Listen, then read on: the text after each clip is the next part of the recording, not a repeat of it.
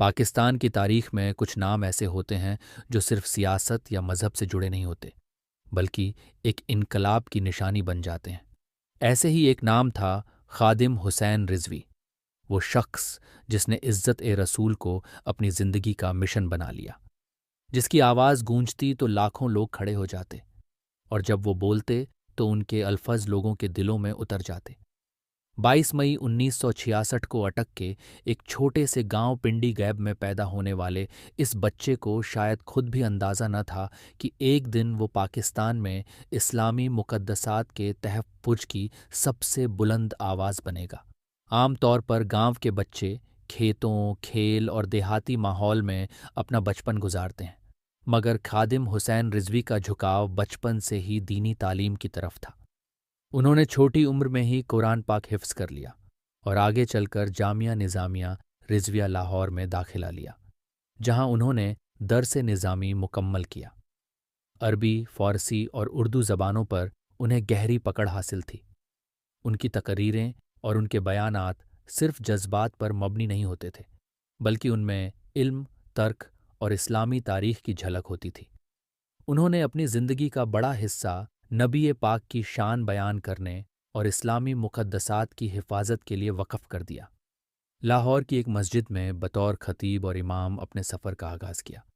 ان کی جھنبش اور ان کے الفاظ لوگوں کے دلوں پر اثر کرنے لگے، مگر 2011 میں ایک ایسا واقعہ ہوا جس نے ان کی زندگی کی راہ ہی بدل دی۔ یہ واقعہ تھا غازی ممتاز قادری کا۔ جب ممتاز قادری نے پنجاب کے گورنر سلمان تاثیر کو قتل کیا تو پاکستان میں ایک نئی بحث چھڑ گئی۔ ممتاز قادری کو سزائے موت سنائی گئی، اور جب اس پر خاموشی چھائی ہوئی تھی تب خادم حسین رضوی نے پہلی بار کھل کر اس فیصلے کی مخالفت کی۔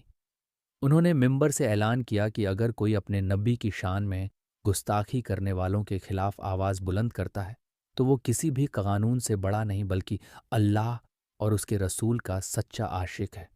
یہی وہ لمحہ تھا جب حکومت نے انہیں سرکاری خطاب سے ہٹا دیا اور مسجد کی خطابت سے بھی محروم کر دیا گیا، مگر یہ محرومی ان کے لیے نئی راہوں کے دروازے کھول چکی تھی۔ انہوں نے تحریک لبیک پاکستان TLP کی بنیاد رکھی، جو صرف سیاسی جماعت نہیں بلکہ ایک دینی تحریک بھی تھی۔ 2017 میں جب پاکستان کی حکومت نے ایک ایسا قانون پاس کرنے کی کوشش کی جو ختم نبوت کے حلف نامے میں تبدیلی کر سکتا تھا، تب خادم حسین رضوی اور ان کی تحریک نے اس سازش کے خلاف مضبوطی سے مورچہ سنبھالا۔ فیض آباد دھرنا پاکستان کی تاریخ کا وہ موڑ تھا جس نے ایک بار پھر اسلامی تحریکوں کی طاقت کا احساس دلایا۔ جب لاکھوں لوگوں نے اس دھرنے میں شرکت کی، حکومت کو پیچھے ہٹنا پڑا اور وزیر قانون کو استعفیٰ دینا پڑا۔ ان کی تقریریں سیدھی دل میں اتر جاتی تھیں۔ ان کا انداز بیان علیحدہ تھا۔ وہ صرف کتابوں کی بات نہیں کرتے تھے بلکہ مسائل کی جڑ تک پہنچتے اور حکومتوں کو کھل کر آئینہ دکھاتے تھے۔ ان کا سب سے بڑا پیغام تھا کہ مسلمان اپنے نبی کی عزت اور اسلام کی تحفظ کے لیے کسی بھی حد تک جانے کو تیار رہے۔ ان کی تحریک کو بار بار رکاوٹوں کا سامنا کرنا پڑا، انہیں گرفتار بھی کیا گیا، مگر ہر بار وہ پہلے سے زیادہ طاقت کے ساتھ واپس آئے۔ مگر 2020 میں ان کی طبیعت اچانک بگڑنے لگی۔ بیماری کے باوجود انہوں نے اپنے مشن کو نہیں چھوڑا۔ 19 نومبر 2020 کو وہ اس دنیا سے رخصت کر گئے۔ ان کے جنازے میں لاکھوں لوگوں نے شرکت کی۔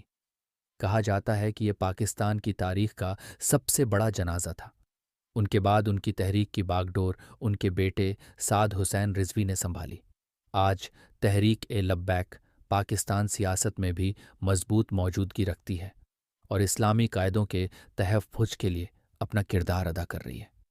خادم حسین رضوی چلے گئے، مگر ان کی تقریریں، ان کے الفاظ، ان کی محبت رسول اور ان کا مشن آج بھی زندہ ہے۔ وہ کہا کرتے تھے، میں اپنی زندگی کے آخری دم تک سرکار کی عزت پر بات کروں گا، چاہے دنیا مجھے جھوٹا کہے یا سچا۔ ان کی آواز آج بھی لاکھوں دلوں میں گونجتی ہے اور ان کا پیغام ہمیشہ زندہ رہے گا۔